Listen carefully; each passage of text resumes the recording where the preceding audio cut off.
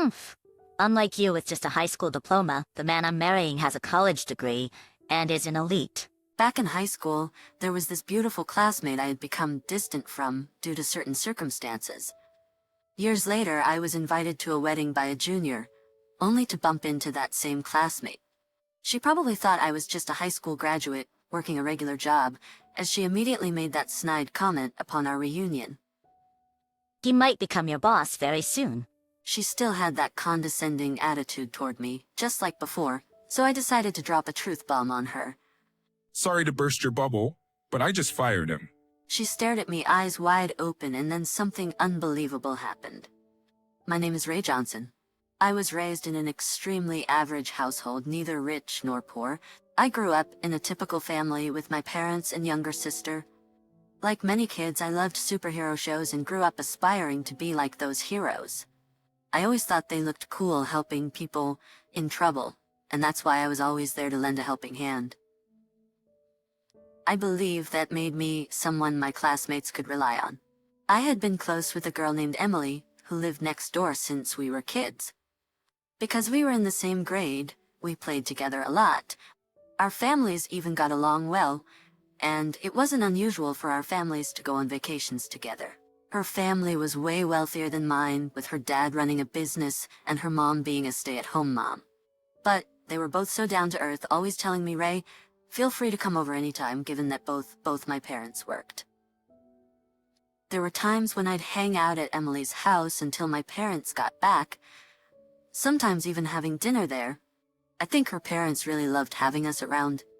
We went through elementary and middle school together and ended up at the same high school. I enjoyed high school life, surrounded by like-minded friends. As for Emily, she made her debut as a model. Being close friends since childhood, I never really noticed, but she was incredibly beautiful. Apparently she got scouted a lot when she walked around town. There were even rumors that her photos were being sold at high prices both inside and outside school. With her modeling career taking off, she became popular almost overnight. Since her debut, she seemed to miss school a lot, probably because she was busy. I think we were both busy at that time, as I had joined the student council and was also working as an officer. Sometimes I see her coming to school, but she is surrounded by so many people that I can't talk to her. But we lived right next to each other, so I figured we could always meet if we wanted to. One day I was called by a female student. Ray, would you like to go on a date with me sometime? It was a classmate named Amanda. It was the first time someone had ever asked me out on a date, and I was puzzled. Amanda was someone I occasionally talked to in class, so it never occurred to me that she liked me. Yeah, if you're okay with it, I want you to have this. She held out a small paper bag. When I looked inside, there was a beautifully wrapped package. Can I open it? Yes, but they're homemade, so they might not be that great. Inside was a box of truffles. Are these truffles? You made them, Amanda? That's impressive. Thank you. As she shyly expressed her gratitude, I felt the need to thank her too. I haven't really known much about you till now. Is that okay? Yes, I'd be happy if you'd get to know me better from now on. With her face all red, she said that, and I genuinely found her cute. So I started dating her. Being involved in the student council, and not to toot my own horn, I was pretty well known throughout the school. The fact that I had a girlfriend soon became a rumor, and people from all walks of life teased me, saying, "You finally have a girlfriend." That's when I spotted Emily in the school. I hadn't seen her maybe in about 2 weeks. Hey, Emily, it's been a while. Yes, it has. I called out to her, but her response was pretty cold. I didn't know how to react to this sudden cold attitude. I'd never seen her behave this way towards me. Hey, is something bothering you? No, not at all. With that, she walked away. Usually she'd say, "Ray, long time no see," and we'd chat a bit. Maybe she was just in a bad mood. She seemed busy lately. I tried to reassure myself and headed to the student council room. Later on, rumors circulated that Emily was bullying Amanda. I didn't see it with my own eyes, but when I asked Amanda, she just gave me a vague smile. Does that reaction mean the rumors might be true? I figured if this was the case, I had to tell Emily to stop. I decided the next time I saw her, I'd talk to her. That day came sooner than expected, and I quickly ran into Emily at school. Emily, can we talk for a minute? What is it? I took her to a quiet corner in the hallway and faced her. She looked at me with an annoyed expression. Emily, are you bullying Amanda? What? What are you talking about? I've heard rumors that you're giving her a hard time. If it's true, please stop. You think I would do something like that? I don't think you would, but if you're doing something that leads to such misunderstandings, I haven't done anything. I thought so, but lately you've been acting differently towards me. Ray, you don't get it. What do you mean? With that, she turned her back on me and ran off. Since then, Emily and I no longer spoke to each other when we saw each other. Things between us became really tense. Dad's in debt. One day, out of the blue, my dad ended up in a lot of debt. Looking at my distraught dad, I didn't know what to say. No wonder he'd been coming home so late recently. Apparently, he's been working night shifts at a convenience store after his day job. My mom was also working a day job at an office, and at night she was waitressing at a bar. At first, our parents were trying to pay off the debt by hiding it from my sister and me. But when we saw that they were coming home late and getting tired day by day, we asked them to tell us what was going on. And so they finally decided to tell us. I'll get a job too. I immediately said, without hesitation. I couldn't let my folks struggle any more than they already have. Right now, this matter is more important than studying. We should all pitch in and repay the debt quickly. I'll work part-time too. My younger sister chimed in, but we all objected since it wasn't really feasible for a middle schooler to work. Fine. Then I'll get a part-time job as soon as I get into high school. Hearing the determination in her voice made both my parents and me teary-eyed. It's not your fault. We'll work together and pull through this. That's right. We'll all work together. With that, we hugged and cheered each other on. In hindsight, the mood was oddly elevated. That's when I made up my mind. I wanted to be someone who could help people in times of need, so I decided to become a lawyer. The next day, I found a part-time job. Between school, the student council, and work, my days became hectic. As I spent my time working part-time on my days off, the time I spent with Amanda dwindled. I felt guilty, but repaying the debt was my top priority at the time. I texted Amanda saying, "Right now, there's something I need to prioritize over our time together." She replied, "I understand. Thank you for everything until now." That's how we chose to go our separate ways. Time flew by, and before I knew it, I was about to enter the summer of my senior year in high school. It was time to seriously consider which colleges to apply to. But I was torn. Ever since that day, I'd wanted to be a lawyer, but my dad's debt was still looming. If I enroll in college now, can I juggle studying, working, and repaying the debt? Should I even go to college next year? Honestly, I can always enroll in college later. Maybe I should first get a job after high school, repay the debt, and then consider college. That's it, I'll look for a job. The next day, I decided to discuss my plan with the school counselor. I laid everything out and told them I wanted to work right after high school. I understand.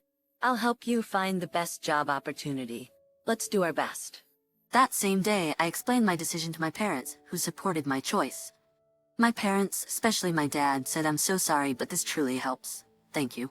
Very few people from our high school got a job, and there were only 3 people, including me, at the on-campus seminar for job applicants. Ray, you're looking for a job.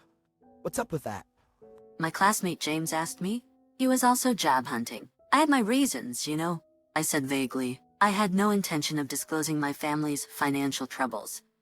That day, after finishing my shift at my part-time job and getting home quite late, someone shouted, "Ray," outside my house. Emily, seemingly having rushed out of her own home, wearing something that looked like pajamas. Emily, what are you doing out here dressed like that? Is it true that you're not going to college? You're getting a job right after high school? Yeah, I've decided not to go to college for now, and to work instead. Why are you giving up on college? I'm not exactly giving up. Right now, working is just... Before I could finish, she cut in. If you just graduate from high school and work, you won't earn as much as college graduates, right? With your grades, Ray, you could even aim for a state college or even get a scholarship. Why'd you decide on working so easily? Are you running away from the college entrance exams? Her words irked me. It wasn't a decision I made lightly. I agonized over it. I wasn't running away from anything. I still planned to attend college later. I felt job hunting was just as challenging as college applications. I didn't decide on this lightly, Emily. I've been really torn about it. Plus, it's really none of your business. My response, a tad dismissive, seemed to hurt her. Right? It was never my business. She yelled, "I don't care anymore," before storming back to her house. From there, my job search went smoothly, and I secured a position at a local company. On the other hand, Emily made headlines again by getting into an Ivy League college, and was being talked about as the brilliant beauty model who aced her Ivy League entrance exams. 10 years flew by, and after various experiences I successfully became a lawyer and now run my own office. Finally that big case is over. I had just returned to the office after finishing a particularly tough job. I'm back. Boss, how was your day? Fine, Andrew. You're always so upbeat. The one greeting me with enthusiasm was Andrew Sanders. When I set up my law firm, he had eagerly asked, "Ray, please let me join. I want to work under you." He's a bright and cheerful guy who looks up to me, so I'm quite fond of him. Boss, can I have a moment? While organizing some documents, he, looking more serious than usual, approached me. Whenever he's like this, it usually means he's either broken something or upset a client. What happened? Did you break a vase again or upset a client? How many times have I told you not to address older clients as grandpa? It's not that, although he did say he never wants to see me again because of my attitude. Sighing, I waited for him to continue. Well, the thing is, I'm getting married. He announced bashfully. Whoa, congratulations. I genuinely hadn't expected him to be getting married before me. In fact, I was quite envious since I haven't had a girlfriend in almost a decade. That's the slightly older model you mentioned, right? You said she was really beautiful. Yes, she's a former model and also the daughter of a CEO. We're planning a big wedding, and I'm hoping to invite you to my wedding. Of course, I'd love to be a part of it.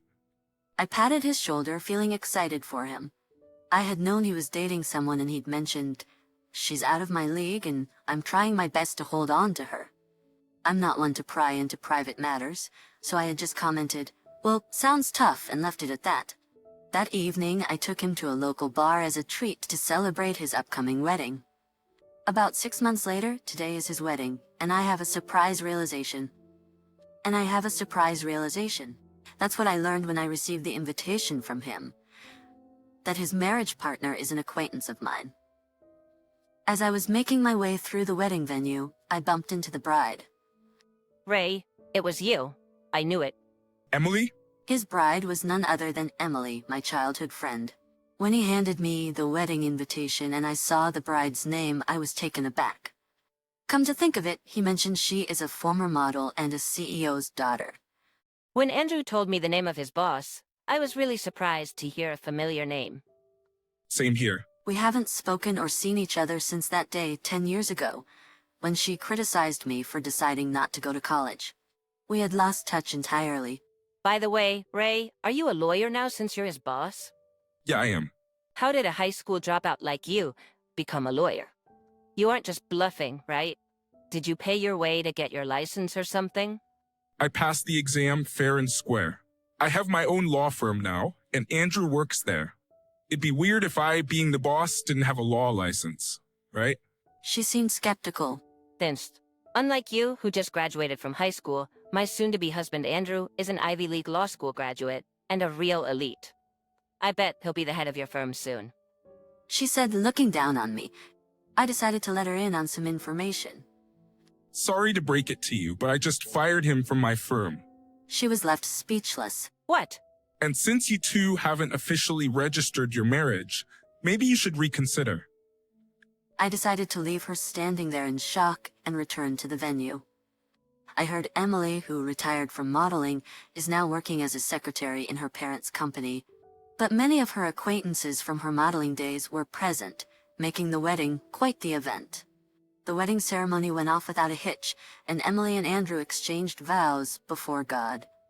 Emily looked stunning in her wedding dress, and Andrew was dashing in his white tuxedo. With the wedding ceremony concluded, it was time for the reception. However, as I sat in the reception hall, it didn't seem to be starting. Even though the scheduled time had passed, there began to be whispers among the invited guests as to what was going on. It was then that Emily's dad took the microphone. A man I knew well.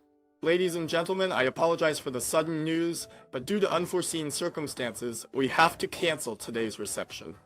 I deeply apologize for the inconvenience, especially to those who came from afar. Please feel free to enjoy the meal provided. He quickly delivered the news and then hastily exited the venue. This unexpected cancellation caused a stir among the attendees, turning the hall into quite a scene. I discreetly slipped out into the hallway. Excuse me? Ray? There stood Emily's dad, looking completely drained. Andrew got arrested, didn't he? He nodded in response to my question. Andrew had been illicitly withdrawing extra money from client accounts for personal use. The tip-off came from the family of one of the clients he was managing. He was in charge of several adult guardianships for elderly people who had no relatives. However, the family of the person he thought had no relatives showed up and offered to manage the person's finances. However, when the family, suspicious of Andrew's panicked state, checked with the bank, they found that the balance was clearly out of whack. The person had been hospitalized several times, and $7,000 were deducted each time as hospitalization expenses. Andrew, as an adult guardian, was paying the hospital for it. I was familiar with the hospital costs, and $7,000 seemed unusually high. When the family approached me with their concerns, I was unaware of his doings. I was embarrassed to admit I had no clue about the entire situation. Upon investigating, I discovered he had been doing the same thing with 5 other clients, all of whom were under his guardianship. Confronted with the evidence, he confessed to everything. Yes, I did it. I'd like to know why. I was buying luxury items for my girlfriend and gambling. You couldn't live off the salary we paid you? I could, but I wanted to keep her happy with gifts. Unable to respond to his admission that his girlfriend was too good for him, I remained silent. This revelation came about just a week before the wedding. I immediately took disciplinary action against him, reached out to the affected parties to explain the situation and offer apologies. While I initially reimbursed the victims from my own pocket, a relative who couldn't forgive Andrew's actions filed a formal complaint. The complaint was accepted, and his arrest was scheduled right before today's reception. The reception was, of course, cancelled and changed to just a dinner gathering. The engagement was as if it never happened. Andrew's parents, Emily, and her parents were clearly in shock and devastated. I didn't know what to say or do, so I just stood there. Later on, the incident became massive news as the crooked lawyer exploiting the legal guardianship system. Andrew naturally had his legal license revoked. Being a staff member of my firm, this had a significant impact on us. Still, I chose to support the victims and address the situation earnestly. Because of that, my reputation didn't suffer much. I had no idea he was involved in something like this. Neither did I was completely in the dark. A few days after the wedding, Emily visited my office. She held a bag filled with a significant amount of money. She handed it over to me. Why are you giving me so much money? Seeing the astonished look on my face, she hesitated before explaining. This is from selling all the luxury items Andrew bought me. They didn't sell for the original prices, of course, but it's still a decent amount. Plus, he bought them with money taken from those victims, right? I want to pay back at least what I received. All right, I'll accept it on their behalf. With those words, I took the bag, understanding her feelings. Can you tell the victims I'm truly sorry about what he did? Yeah, I'll be meeting them for work soon. By the way, how did you become a lawyer, even though you only have a high school diploma? Well, here's the story. I began to tell her about the period during which we had lost touch. I believed that I could always attend college later, so I chose to work after high school. However, I knew I needed to study to become a lawyer. I decided to work and take online classes at the college to earn my degree. After earning my degree, I studied hard while working for a company and completed my LLM courses also online. From there, I literally studied as hard as I could to sleep, took the bar exam, and received a pass. I think I could say for myself that I studied in law school while working, passed the bar exam, and was well on my way to becoming the lawyer I had always dreamed of. I then landed a job at a major law firm, marking the beginning of my career as a lawyer. By then, my dad's debt had reduced significantly, and thanks to the collective efforts of our entire family, we managed to pay it all off. I even claimed back overpaid funds. So that's what Andrew meant when he said you're a wonder star lawyer who became a lawyer at an incredible speed. She nodded in realization after hearing my story. I first met him at the law firm where I started working. We were close in age, so we often worked together. He would always say with a smile, "I dream of working as efficiently as you, Ray. I want to be a lawyer, just like you." Remembering his enthusiastic remarks, I felt a pang of sadness.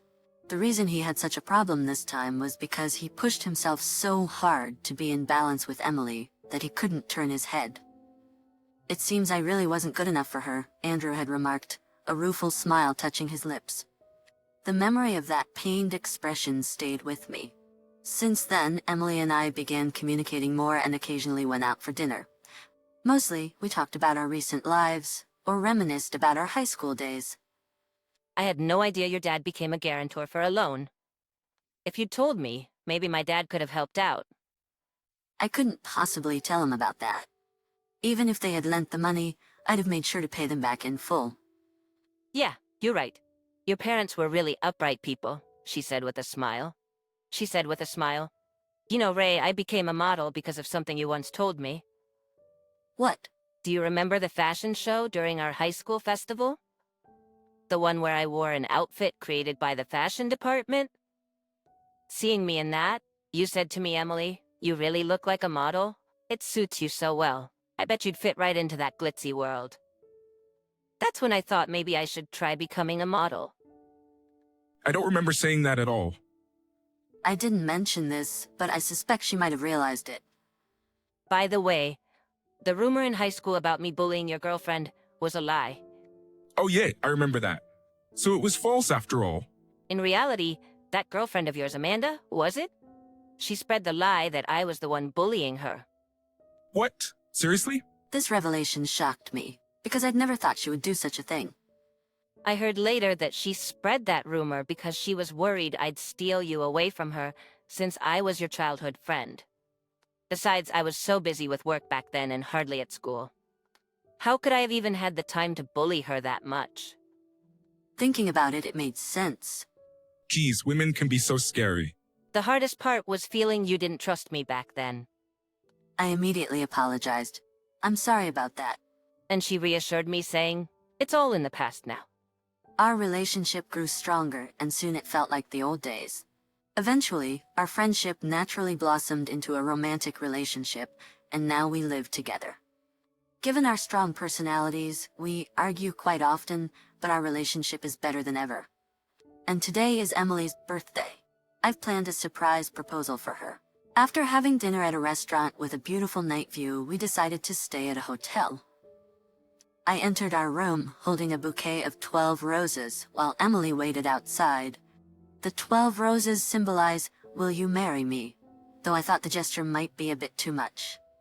A dress is placed in the room as a gift to Emily in advance, and a message is left for her to wear it. Hoping she'd change into the dress, I nervously reached the room's door. When I knocked and entered, there she was, beautifully dressed in the dress I'd gifted her. Ray, thank you for the dress. It's just my style. I'm glad you like it. I have another gift for you. Really? What is it? I presented the bouquet of roses to her and expressed my feelings, embellished. "Emily, will you marry me?" With tears in her eyes, she replied, "Yes, I'd love to." I couldn't help but think, if I'd only believed her back then and been honest about my decision to work because of my dad's debt, perhaps we wouldn't have taken such a roundabout path to get here. But then again, if those events hadn't occurred, I might not have pursued my dream of becoming a lawyer. There's also a nagging thought that Andrew might not have done what he did if I hadn't become a lawyer. However, it's pointless to dwell on the past, and I understand that. I don't know what the future holds, but I now want to trust my wife Emily. combine our strengths, and move forward together.